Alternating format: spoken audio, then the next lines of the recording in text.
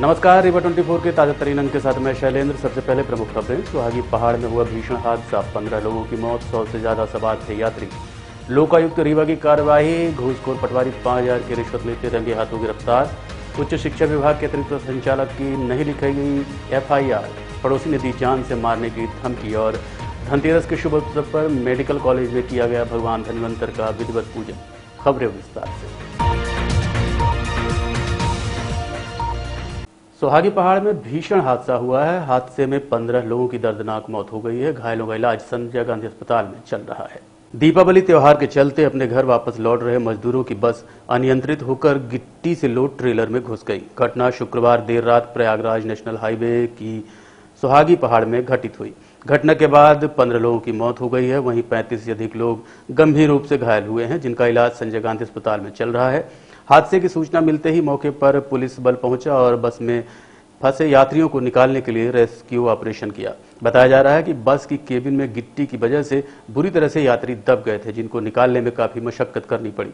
यात्रियों की माने तो नाश्ता करने के बाद जब बस सुहागी पहाड़ पर पहुंची तो सामने ट्रेलर ने गाड़ी धीमी कर दी। बस का ब्रेक नहीं लगा। बस में 100 से अधिक यात्री सवार थे।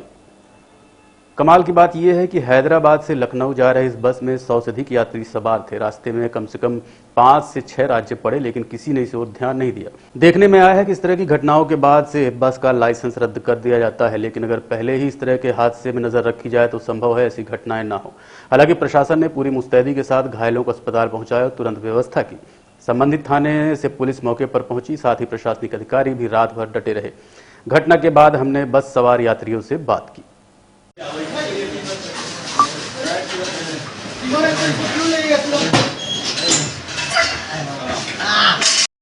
मेरा नाम सुशील कुमार यादव है। मैं DMPB चौथर हूँ। हम रीवा से लौट रहे थे और जैसे आए तो ये गाड़ी का एक्सीडेंट हुआ था और काफ़ी घायल लोग पीछे नीचे निकले हुए पड़े थे, कुछ अंदर दबे हुए थे और मुश्किल से घटना 1 या 2 मिनट पहले ही हुई थी। उससे में TI साहब भी अपनी टीम को लेके पहुंच गए। हम लोग भी सब जितने घायल थे उनको सबको निकाले और गाड़ियां थी जितनी तो उनको घायल वालों को तत्काल हॉस्पिटल पहुंचाने का प्रयास किया। बहुत भयानक हादसा था। ऐसा हादसा हम लोगों ने कभी नहीं देखे। लगभग 14-15 लोग बहुत अंदर दबे हुए थे और बेचारे दबे हुए थे, कराह रहे थे दर्द से। बहुत भयानक चोट लगी हुई थी, ब्लड निकल रहा था। जैसे गाड़ियां मिली, एम्बुलेंस मिले, जैसे साधन संसाधन मिले, मैंने भी अपनी गाड़ी से भी और TI साहब और पूरा पुलिस प्रशासन और प्रशासन टाइम पे पहुंच गया और जितने लोगों को जो घायल थे उनको यथासंभव मदद पहुंचाने का प्रयास किया गया। घटना में लगभग 14 लोगों की मौत हुई है। घटना में लगभग 14 लोगों की मौत हुई है। हम लोग अभी निकल रहे, अभी डेड बॉडी निकली हुई हैं और घायल लगभग मुझे लगता है 40 से ऊपर लोग घायल हैं। बोलिएगा जी। मेरा नाम विकास कुमार शर्मा है। कहाँ जा रहे थे आप लोग? कैसे हादसा हुआ? हम लोग सिकंदराबाद से जा रहे थे बस्ती। यहाँ पे ढाबा पे हम लोग खाना नाश्ता वाश्ता किए। नाश्ता करने के बाद गाड़ी पे चढ़े हम लोग। गाड़ी वहाँ से आज ठीक चली। बीच में आने के बाद गाड़ी का जो गियर होता है, गियर नहीं लग रहा था और गाड़ी ऑन कंट्रोल हो गई। कितने लोग बस में थे? बस में लगभग 100 के आसपास ज़्यादा थे। हादसा कैसे हुआ? हादसा तो ब्रेक न लगने के कारण डायरेक्ट हादसा हो गया। बस इतने से। आप लोग कहाँ जा रहे थे? हम लोग सर बिहार जाना है, छपरा। आप बिहार के? कितने लोग सवार थे बस में? लगभग 100 से ज़्यादा लोग थे। कहाँ से कहाँ जा रहे थे? सिकंदराबाद से बस थी, गोरखपुर बस थी जी। मतलब ज़्यादातर लोग उत्तर प्रदेश और बिहार के ही हैं जी। उत्तर प्रदेश के ज़्यादातर लोग हैं, बिहार के भी हैं। आपके कोई हैं जो घायल हुए हैं आपके? हाँ, हमारे जीजा जी हैं एक तो जो जख्मी हो गए हैं। इनको पैर में चोट आ गया है, मेरे भी पैर में चोट आया है। बस सर। क्या नाम आपको? कहाँ के रहने वाले हैं? हम छपरा जिले के रहने वाले हैं, दाऊदपुर थाना क्षेत्र के। नाम क्या आपका? विकास कुमार शर्मा। वहीं घटना के बाद जिला कलेक्टर मनोज पुष्प ने संजय गांधी अस्पताल पहुंचे और मरीजों से मिले। इसके अलावा व्यवस्थाओं को लेकर दिशा निर्देश दिए।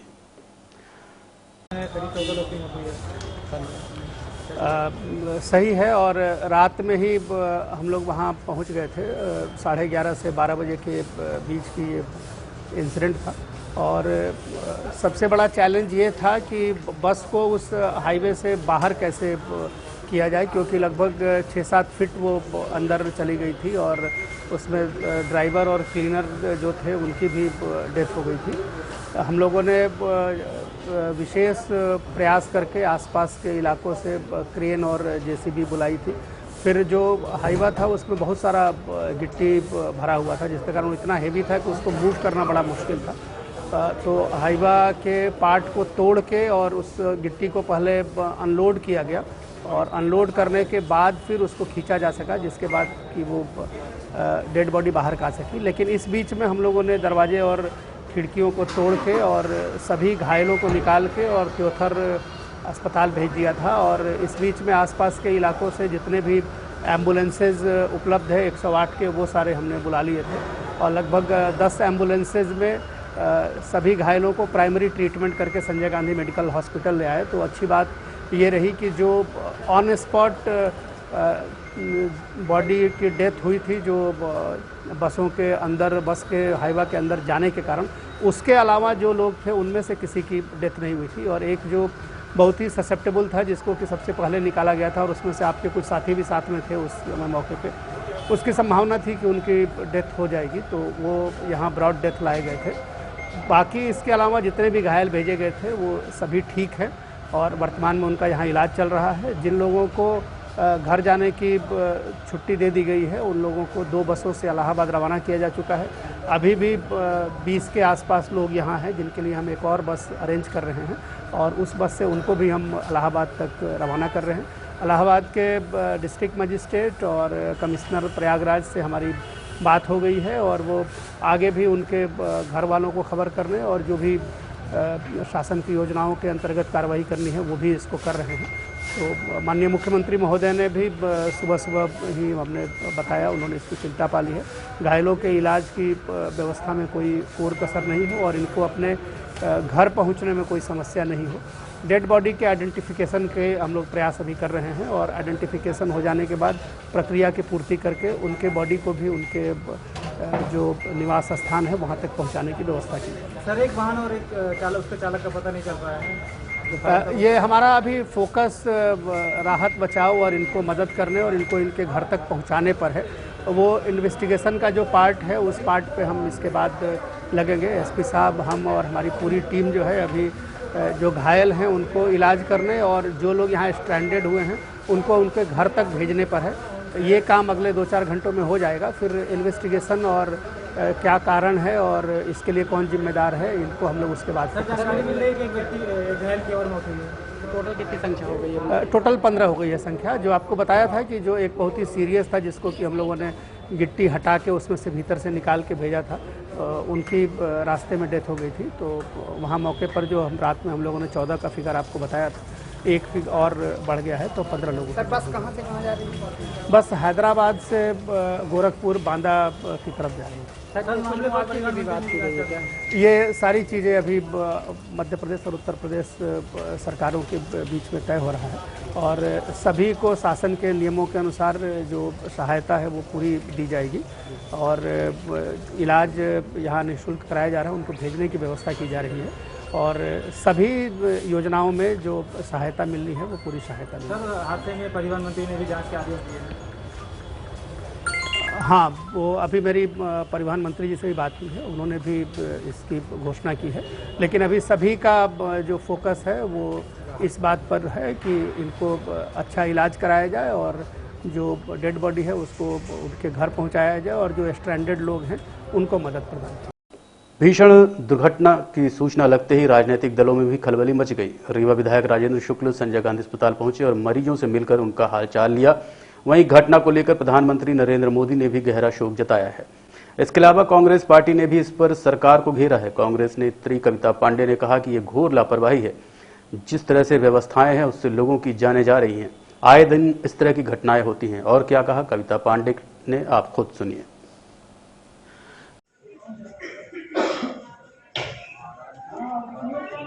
यात्रियों को लेकर जा रही थी और पता चला कि बस का परमिट नहीं, रजिस्ट्रेशन नहीं और ओवरलोड बस जाके ट्रेलर से टकरा गई। 15 जनों की मृत्यु हो गई है और लगभग 35 घायल हैं। अस्पताल संजय गांधी में लोग भर्ती हैं। मैं इनको देखने आई हूँ और भगवान से प्रार्थना करती हूँ कि जो बीमार लोग हैं, एक्सीडेंट जिनका हुआ है, वो जल्दी स्वस्थ हो जाए और अपने घर चले जाएं। आज त्यौहार के दिन जब सारा देश धनतेरस मना रहा है, तब ये परदेसी हमारे रीवा में अस्पताल में पड़े हैं। इनको देखकर मैंने इनको सांत्वना दी है और भगवान की कृपा है कि सभी स्वस्थ हैं। एक जन को अभी डॉक्टर्स ICU लेके गए, लेकिन बाकी लोग ठीक हैं और उनका इलाज चल रहा है। 15 लोग जो असमय अकाल कवलित हुए हैं, मैं भगवान से प्रार्थना करती हूँ कि उनको अपने श्री चरणों में स्थान दे।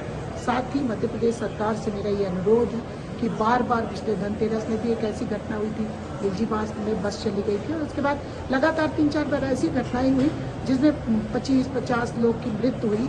तो आखिर हमारी मध्य प्रदेश की शिवराज सरकार चेतती क्यों नहीं है? क्यों नहीं ऐसी कंडम बसों को सड़क में चलने की इजाज़त देती है जिसका रजिस्ट्रेशन नहीं होता, फिटनेस नहीं होता, नियम कायदे का जो उल्लंघन करती है, उस पर गरीब आदमी, हमारे भारत का देश का नागरिक, उसको चढ़ा को क्या उनको मरने के लिए छोड़ा जाता है कि तुम चले जाओ सड़क में, जिंदा न बचो? ऐसा बताया जा रहा है कि शायद इस बस का। धनतेरस के शुभ अवसर पर भगवान धन्वंतरि का विधिवत पूजन किया गया। श्याम शाह चिकित्सा महाविद्यालय रीवा द्वारा धनतेरस के अवसर पर भगवान धन्वंतरि का पूजन कार्यक्रम आयोजित किया गया। कार्यक्रम में भगवान धन्वंतरि के पूजन के साथ सभी के स्वस्थ रहने के लिए शपथ समारोह किया गया। इस दौरान रीवा विधायक राजेंद्र शुक्ल सहित मेडिकल कॉलेज की डीन, वरिष्ठ प्राध्यापक सहित छात्र छात्राएं उपस्थित रहे। कार्यक्रम के दौरान डॉक्टरों ने उपस्थित लोगों को संबोधित किया। वहीं रीवा विधायक राजेंद्र शुक्ल से हमने बात की। भगवान धन्वंतरि चिकित्सा के क्षेत्र में काम करने वाले लोगों के देवता माने जाते हैं और ऐसी मान्यता है कि भगवान धन्वंतरि की पूजा करने से डॉक्टर्स को तो यश मिलता ही है, आम आदमी धन्वंतरि जी की पूजा करता है तो उसको भी आरोग्य मिलता है। तो इसलिए हमारे सनातन धर्म से जुड़ा हुआ जो ये इतिहास है, उसको मध्य प्रदेश सरकार ने सभी अस्पतालों में, कॉलेजेस में, मेडिकल कॉलेजेस में मनाने के लिए जो तय किया है, उससे मैंने देखा कि डॉक्टरों में बड़ा उत्साह है और बड़े उत्साह पूर्वक उन्होंने इस धन्वंतरि जी की पूजा का कार्यक्रम आयोजित किया था। तो मैंने उसमें भी मुझे शामिल होने का सौभाग्य मिला। नर्सिंग कॉलेज में अब चूँकि स्टूडेंट्स बहुत हो गए हैं तो उनके लिए बिल्डिंग और हॉस्टल के बात आई है, जिसके लिए प्रस्ताव कॉलेज प्रबंधन ने भेजा है, तो वो शासन से मंजूरी कराने का काम करेंगे। यूं तो हमारे शहर रीवा ने सर्वांगीण विकास कर लिया है, लेकिन जब संभागीय अधिकारी के लिए ही कोई सुनवाई न हो तो आम आदमी की क्या वक़्त। आज हर व्यक्ति रसूख का इस्तेमाल कर हर किसी को कहीं भी कभी भी परेशान करवा डालता है, लेकिन जब बात जान की हो तो भला कोई कैसे और कब तक बर्दाश्त करेगा। ये मामला है उच्च विभाग शिक्षा के अतिरिक्त संचालक रीवा डॉक्टर पंकज कुमार श्रीवास्तव के निवास का, जहां भरपूर तबाही मचवाई गई, जिसमें उन्हें बिना सूचित किए उनके घर से पेड़ों व बिजली के तारों को जबरन तुड़वाया गया व जान से मारने की धमकी दी गई, जिसकी सूचना उन्होंने लिखित तौर पर सिविल लाइन थाने में की थी। बताया जा रहा है कि सूचना के बाद पुलिस ने कोई कार्रवाई नहीं की और न ही FIR दर्ज हुआ है, जबकि उन्होंने साफ तौर पर अपने पड़ोसी रमा निवास शर्मा पर आरोप लगाया है कि उन्होंने अपने रसूख का इस्तेमाल करके नगर निगम में मनोज सिंह की सहायता से मेरे घर में ये तांडव किया और मुझे जान से मारने की धमकी दी। उनका कहना है कि आरोपियों के ऊपर जल्द से जल्द उचित कार्रवाई की जाए।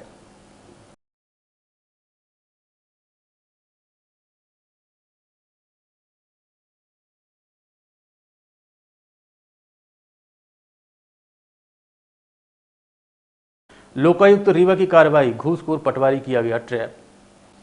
देवतला के रहने वाले किसान यज्ञ भान जायसवाल ने लोकायुक्त को सूचना दी कि उनसे देवतालाब के पटवारी उमेश वर्मा व नीरज शर्मा घूस मांग रहे हैं। उन्होंने जमीन के बंटवारे हेतु आवेदन किया था, जिसको लेकर पटवारी ने उनसे रिश्वत मांगी थी, जिसे लोकायुक्त की टीम ने 5000 की रिश्वत लेते रंगे हाथों गिरफ्तार कर लिया।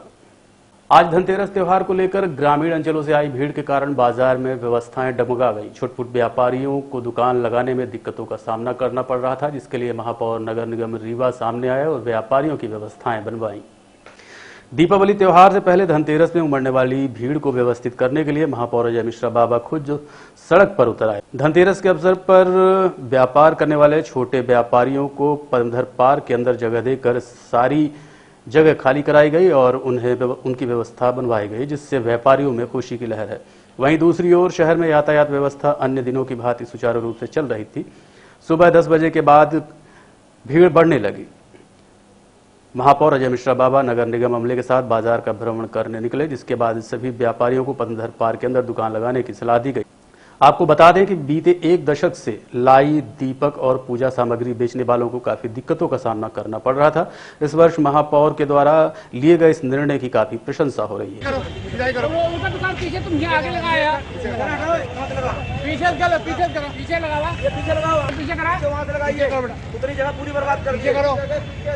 आप लोग पीछे कर लो, लाइन बन जाए बेटा, है ना? पीछे चलो, अच्छा एक साथ ले लिए। नहीं तो हर त्योहार ये बताइए कि आपका यहाँ व्यवस्थित है कि नहीं? बिल्कुल व्यवस्थित हो। व्यापार कल भी चला तो हमको मानते कि मार्च चलेगा ना, बिल्कुल चलेगा। देखते रहिए रीवा 24 न्यूज। मिलते हैं इस छोटे से ब्रेक के बाद। हड्डी जोड़ एवं रीढ़ रोग तथा स्त्री रोग एवं प्रसूति रोग का इलाज एक ही छत के नीचे। विघ्नहर्ता hospital and trauma centre, hotel landmark के पास, रतहरा, रीवा। डॉक्टर संतोष सोनी, पूर्व चिकित्सक, बॉम्बे हॉस्पिटल, मुंबई। हड्डी जोड़ एवं रीढ़ रोग विशेषज्ञ, छोटे चीरे एवं दूरबीन विधि द्वारा हाथ तथा पैर की हड्डियों का ऑपरेशन। गठियाबात, जटिल एवं बिगड़े हुए फ्रैक्चर का बेहतर इलाज करते हैं डॉक्टर संतोष सोनी। विघ्नहर्ता हॉस्पिटल ट्रॉमा सेंटर में ही स्त्री एवं प्रसूत रोग विशेषज्ञ डॉक्टर शैलजा सोनी भी उपलब्ध हैं, जिनकी देखरेख में नॉर्मल डिलीवरी, सिजेरियन ऑपरेशन एवं बच्चेदानी से संबंधित ऑपरेशन की बेहतर सुविधा। संतानहीन दंपत्ति तत्काल संपर्क करें। विघ्नहर्ता hospital and trauma centre, hotel landmark के पास, रतहरा, रीवा। सुविधाजनक एवं सफल इलाज हेतु आज ही संपर्क करें। विघ्नहर्ता hospital and trauma centre, hotel landmark के पास, रतहरा, रीवा। मोबाइल नंबर 7828781983 अथवा 8462956774 पर। 110 शीशी नशीली कप सिरप के साथ लाखों रुपए बरामद। जिला पुलिस के द्वारा अवैध मादक पदार्थों की बिक्री, परिवहन के खिलाफ चलाए जा रहे अभियान के तहत अब सूचनाएं वरिष्ठ अधिकारियों को मिलने लगी हैं। इसी तरह की सूचना पर पुलिस ने दबिश देकर 110 शीशी नशीली कप सिरप और लगभग 7.5 लाख नकदी बरामद की है। मामला चुरहटा थाना क्षेत्र के नरौला गांव का है, जहां पुलिस अधीक्षक को सूचना मिली। सूचना मिलते ही स्थानीय पुलिस को कार्रवाई के निर्देश दिए गए, जिसके बाद चुरहटा थाना प्रभारी अवनीश पांडे ने अपनी टीम के साथ दबिश दी, जहां से 2 आरोपियों को गिरफ्तार कर लिया गया है। तलाशी लेने पर भारी मात्रा में नशीली कप सिरप और नकदी बरामद हुई है। माना जा रहा है कि स्थानीय पुलिस की शह से अवैध मादक पदार्थों का कारोबार फल फूल रहा था। वरिष्ठ अधिकारियों के नंबर मिलने के बाद अब लोग धीरे धीरे सूचनाएं देने लगे हैं, जिसके तहत आए दिन इस तरह की कार्रवाइयां हो रही हैं। के बॉर्डर पे वहाँ लगातार वरिष्ठ अधिकारियों को ऐसी सूचनाएं मिल रही थी कि कुछ व्यक्तियों के द्वारा अवैध कार्य किया जा रहा है। कल अपना जो नशा मुक्ति का अभियान चल रहा है माननीय मुख्यमंत्री जी महोदय द्वारा, और उसके पालन में पुलिस अधीक्षक महोदय का निर्देश प्राप्त हुआ और बहुत सारी जानकारियाँ मिली उसके संबंध में। तो पुलिस द्वारा टीम बना के उस पर कार्रवाई की गई। तो कल हम लोगों को 110 सीसी कोरेक्स तथा वहीं साथ में करीबन 7.5 लाख रुपया कैश मिला है, जो जब्त किया गया है। ये पैसा किस चीज़ के लिए रखा था? ये पैसा अब कोरेक्स के साथ है तो उसे अवैध धंधे के लिए ही रखा गया है। बाकी फरियाद जब आरोपी न्यायालय में प्रस्तुत करेंगे अपना जवाब, उसके हिसाब से काम होगा। कहाँ से कहाँ लाई जा रही है? कोरेक्स घर में ही मिली है, बेचने के उद्देश्य से रखी हुई थी उसके पास। आज के अंक में इतना ही। देखते रहिए रीवा 24 न्यूज। दर्शकों, रीवा 24 आपसे अपील करता है कि दीपावली के दौरान बच्चों को सड़क में पटाखे फोड़ने से रोकें, क्योंकि पटाखों से कभी भी कोई बड़ी घटना घट सकती है। सड़क में पटाखे फोड़ने से बाइक सवारों की जान जा सकती है, साथ ही आपके बच्चों का जीवन भी खतरे में पड़ सकता है। अपनी देख रेख में ही बच्चों को पटाखे फोड़ने दें। अब दीजिए शैलेंद्र को इजाजत। नमस्कार।